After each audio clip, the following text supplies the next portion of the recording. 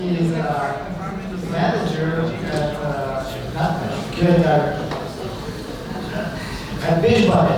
So we have, that's my favorite session, we have an opportunity to ask questions, like ask a manager. So, Dema, could you please tell me, first one, what are you looking for in a candidate while you do interview, face-to-face or phone-to-face? Or over the phone, yeah.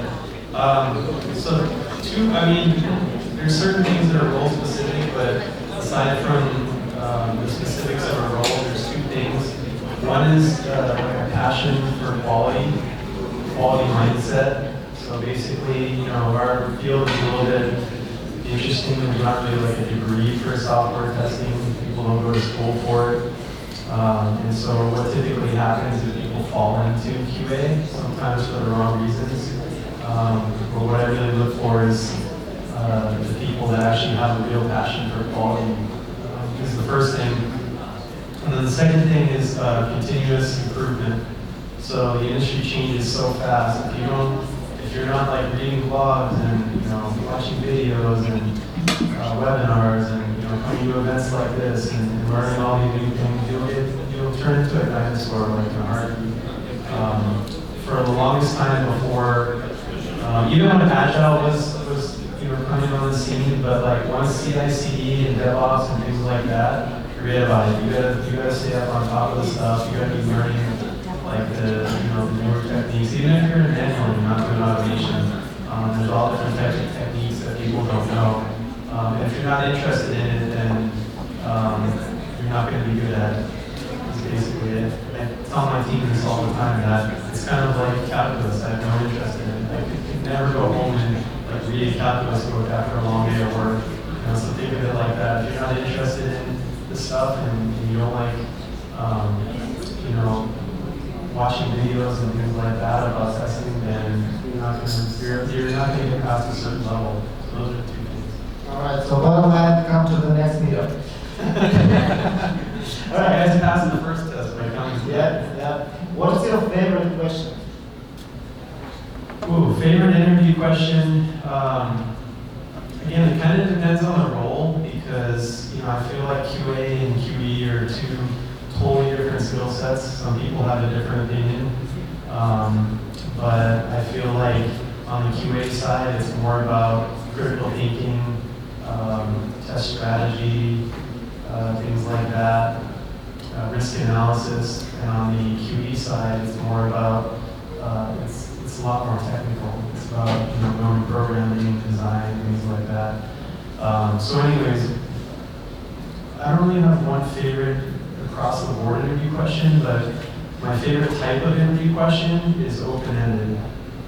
I rarely ever ask like a very specific question where there's one very specific answer, and there's a couple reasons for that. One is because, first of all, not everybody knows everything, so I could ask there's an infinite amount of things that you can know about tech, right? Especially if you start taking all these technologies, these tools, things like that. So just because you don't know the answer to one question doesn't mean that you don't know what you're doing. So I try to avoid that. And you can gauge a person's depth a lot easier just by asking an open-ended question. I can get all the information I need just from asking them. For example, like I have a lot of people when I interview for like web testers, I have a lot of people in the interview that be like, I'm an expert in web testing. I say, okay. Ask them a question like, this is an example. So when you go to a site like, say, Amazon.com, you put that in the browser, you click go, what happens behind the scenes, right? Very simple question. And interestingly enough, all the people that are quote-unquote experts, they don't really know much about what happens behind the scenes. So they don't know things about like caching and DNS and cookies and a lot of the web-specific technologies. So just by like, I'm not expecting them to know like the intricate details of the hundreds of things that happen behind the scenes, but if they don't know, the concepts at least, and I know they don't know what they're talking about, I know I have to recalibrate my scale to theirs. So they said they're an expert and they don't, they only knew like two things about, what happens behind the not, the scale goes down, you know, and things like that. The other thing is I don't like to put people on the spot because I try to get the best out of people when I interview them. You know what I mean? If you people don't interview every day, so they're typically not good at it, especially in technology fields. So, you know, if I ask a direct question like, what's, you know, 1,068 times 3,040, if you don't know it, boom, you're going to be back on your heels and you're going to, you know, I'm not going to get the best out of you. But if I ask you open-ended questions that you can answer, no matter if you know a little bit about it or a lot about it, then I'll get the best out of you and I'll make my decision based off of that. Do you guys give any tests or?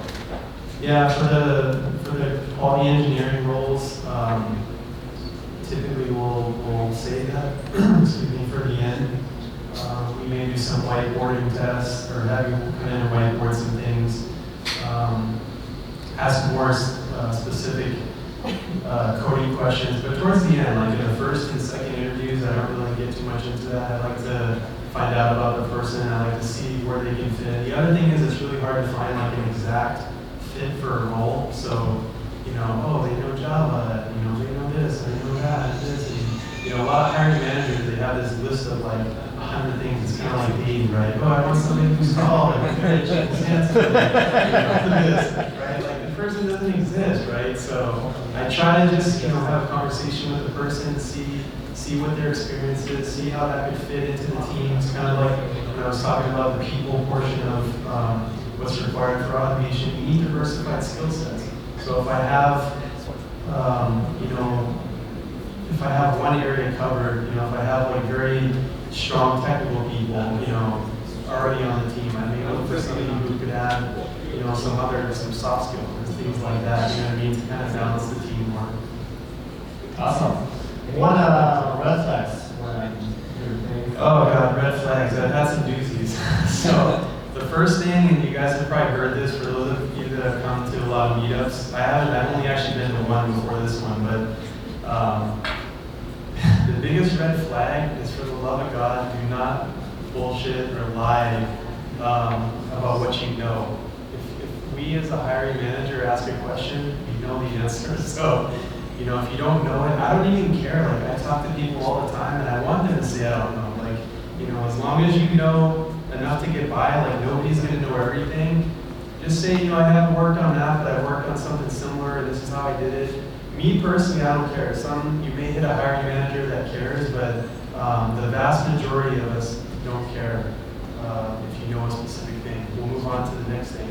The other thing that I like to do in terms of, it's not really an interview question, but going into the interview, I like to find out like what areas the person's strongest at. So, and then what they're weakest at. That's actually one of the questions I'll ask, and then that helps me know like what areas to focus on. So I don't want to grill somebody on something that you know, they haven't used in a while, or they haven't done in a while, or they don't have that much experience with. I'd rather have a deeper conversation about the stuff that they use all the time and the stuff that they're most comfortable with. The other red flags are one more, is when people go on and on and on and on. You're asking it. This actually just happened to me today. That's why it's like fresh in my mind. But I asked the person what kind of applications they automate, and it was like 10 minutes later. Oh, we have Scrum meetings every day, and people tell what they did, and I'm like, what are you talking about? I asked you what kind of applications you automate. So things like that. Don't BS and don't go on and on. Just get to the point. Get to the point. Yeah. Resume tips. Yes. Resume tips. I'll just give probably the most critical one, and surprisingly, if anybody has looked at a lot of resumes, it's like the most disturbing thing actually being in QA, because so many people, they have so many grammar issues and spelling issues, and it's so sloppy, their resumes. It's amazing, and it's so hypocritical to do that, like when you're in a field like QA or QE, anything related to, probably, yeah, Jenny's laughing because he knows what I'm talking about. It's crazy like how prevalent that is. Siobhan, I don't know, where is he? Yeah, there he is. Yeah, he probably knows exactly what I'm talking about. But what the main main tip that I would give you guys is put your best foot forward. You know, it's back to that quality mindset, you know, and passion for quality. Like if you're passionate about quality, if you truly are, like there's no way that you would send a resume that was like sloppy like that. So spend a lot of time like checking your resume, make sure there's no grammar errors, spelling errors, make sure everything's logical, makes sense, and then try to focus on the key things for that role. Like don't put a million things on there, don't have a 10-page resume, just concentrate it down into the most important things for that role that you're looking for. Any advice about the length of the resume? I'm not really a stickler for that, but I would say, you know, a few pages is probably you probably don't want to go more than 2 or 3. Not 6. Who said 6? I say 40. Okay, alright. Alright guys, anybody want to ask any question so far? I need to go there. All the way in the back. Yeah, I'm closer. That guy's Efficiency. I know, right? You're on the way to. Besides looking at the resume, how do you check for passion for quality? It's pretty easy to tell, actually, in a conversation. You know, one example is I'll ask them, you know, how I mentioned like the continuous learning and things like that. So I also build upon questions, and I don't really have like a standard set of canned questions. I'll basically tailor the interview to how the conversation is going. So one thing, for example, is like, you know, if they say, oh yeah, I'm into continuous improvement and I read articles, and you know, I'll follow up and I'll say, oh, what are some of the things that you've learned recently? You can usually tell pretty easily, you know, if people stutter, you can tell like the answer is BS, again, back to the whole BS thing again. You pretty much know. But you know, I talk to some people and they're like, oh, I did this and I watched that, and you know, I went to this meetup and I you know, watched these web. I mean, you can just tell, you know what I mean? So that's one of the ways. One more question. What skill set would you say is integral to success at Beachbody for a QA? Yeah, actually, that's a good segue. The last thing I wanted to talk about.